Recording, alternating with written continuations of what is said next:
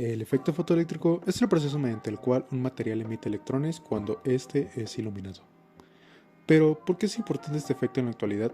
Bueno, la comprensión del efecto fotoeléctrico fue un hito crucial en el desarrollo de la teoría cuántica, transformando nuestra percepción de la luz y la materia. Además, sus aplicaciones son palpables en nuestra vida cotidiana, desde el control de cierre de puertas de ascensores hasta la obtención de electricidad a partir de la luz solar. Para comprender su origen debemos remontarnos a finales del siglo XIX, cuando los físicos pioneros como Hertz y Lennard comenzaron a investigar este integrante fenómeno. En el año 1888, el físico alemán Heinrich Hertz observó este fenómeno mientras exploraba las propiedades de las ondas electromagnéticas. Sus experimentos se sentaron en las bases para entender cómo la luz podía provocar la liberación de electrones en un material. Otro pilar en la comprensión del efecto fotoeléctrico fue Philipp Lenard, quien continuó las investigaciones de Hertz. Lenard profundizó en el estudio de la emisión de electrones bajo la influencia de la luz, ampliando nuestro conocimiento sobre este fenómeno. Pero la pieza clave en este rompecabezas fue proporcionada por Albert Einstein en 1995.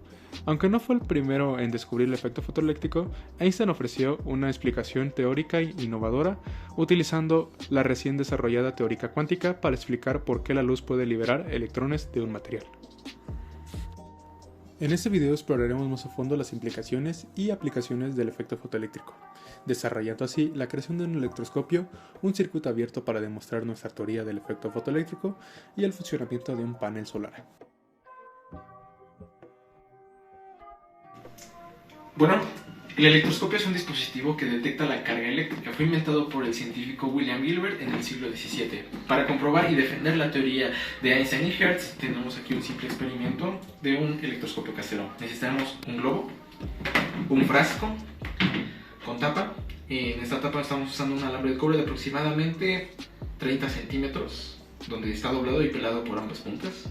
Necesitamos dos papeles de aluminio de 2 centímetros aproximadamente, 2x2, y una bola de papel aluminio.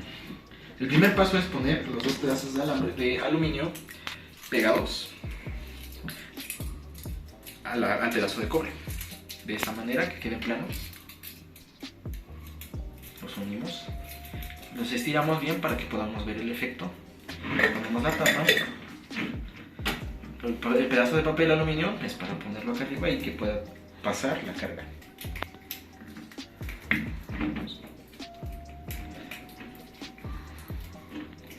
Ok, y luego con un globo lo único que tenemos que hacer es crear carga electrostática. Para ello vamos a usar un poco de troque. Y al separarse podemos comprobar que es verdad nuestra teoría. Y al comprobar y darle carga podemos ver que las láminas se separan. Esto es debido a que las cargas tienen signo igual, ya sea positivo o negativo. Entonces al separarse, pues comprobamos que efectivamente tienen cargas iguales.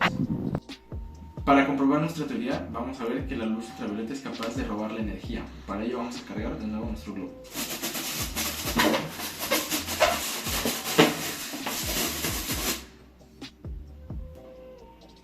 Como vemos, la luz fue capaz de robar la energía. Para comprobar el efecto fotoeléctrico, tenemos este experimento que es un circuito abierto, el cual se conforma de un amperímetro conectado a una pila de 9 volts, una placa de zinc con aluminio y una espira de cobre, junto con un foco de luz ultravioleta.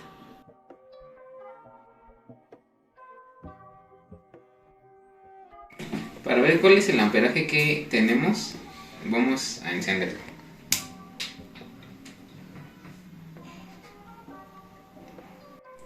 Como podemos observar, al tener encendido el circuito más de un minuto, tenemos un amperaje de 0. Esto se puede deber a varios factores. Primero, que ocupamos una pila de 9 voltios y este es un voltaje muy pequeño, por lo cual necesitaríamos una fuente de alto voltaje que se consigue en el laboratorio. Como segundo factor puede ser nuestro foco de luz ultravioleta, ya que como sabemos el espectro de la luz se maneja por longitud de ondas. Y la luz ultravioleta se categoriza que va de los 400 nanómetros hasta los 210 nanómetros. Y puede ser que la longitud de onda que la lámpara proyecta no es lo suficientemente fuerte para que transfiera los electrones de la espiral de cobre hacia la lámina de zinc. Otro factor a observar es que al ser un experimento recreativo y no tener todo dentro de una cámara de vacío. La placa de zinc y el espiral de cobre no cumplen la función de trabajo de transferir electrones. Entonces nuestro proyecto se puede considerar como un éxito negativo. ¿Qué quiere decir esto? Que aunque hubiésemos obtenido un amperaje de 0, esto dentro de la práctica es parcialmente correcto, ya que como sabemos, cada diferente material tiene una diferente función del trabajo. Para demostrar esto tenemos un programa en JAR elaborado por PET, que proporciona simulaciones científicas y matemáticas basadas en esta investigación del efecto fotoeléctrico. Bueno, aquí tenemos el JAR de PET. Como podemos ver, nosotros tenemos un voltaje de 8 volts, similar a la de nuestro experimento. Tenemos la intensidad de luz al 100% y si nosotros elegimos el cobre, obviamente como la luz morada es un espectro visible, no tenemos alguna corriente. Pero ¿qué pasa, por ejemplo, si yo lo pongo a los 300 nanómetros? Tampoco tenemos una corriente.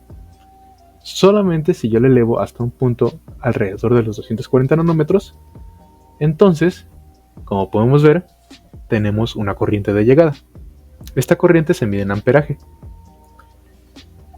Cuando la luz ultravioleta alcanza una longitud de onda arriba de los 200 nanómetros, se puede considerar que esta es una longitud de luz ultravioleta larga. O es la luz ultravioleta que se genera dentro de una cámara de vacío. Pero ¿qué pasa si, por ejemplo, yo quiero elegir el sodio? El sodio, como sabemos, es un metal muy reactivo. Y como podemos ver, cuando yo lo pongo con la luz celeste, que es una luz muy visible, también tenemos una corriente de llegada. Y si yo lo pongo a los 200 o 300 nanómetros, podemos ver que tengo casi un tercio de un ampera.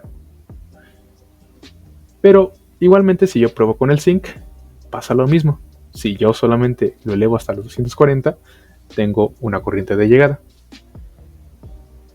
Nuestro principal problema con el experimento es que el foco de luz ultravioleta que nosotros compramos va desde los 300 nanómetros hasta alrededor de los 370 nanómetros. Como podemos ver, el querer tener un amperaje de llegada con el cobre es imposible. Así que tenemos la certeza de que nuestro experimento está bien construido, pero tenemos deficiencias a la hora de elegir tanto como tal el cobre y conseguir una luz ultravioleta lo suficientemente potente. Este montaje experimental es similar como el que permitió a Lennard estudiar el efecto fotoeléctrico, salvo por el hecho de que la placa metálica y el espiral de cobre no se encuentran dentro de una cámara de vacío, por lo que los electrones emitidos chocan con las moléculas de aire, haciendo variar la corriente fotoeléctrica. Dentro de estas características, Lennard descubrió que la energía máxima de los electrones emitidos depende de la frecuencia de la luz utilizada. A mayor frecuencia, o equivalente a menor longitud de onda, tenemos una mayor velocidad máxima de los electrones.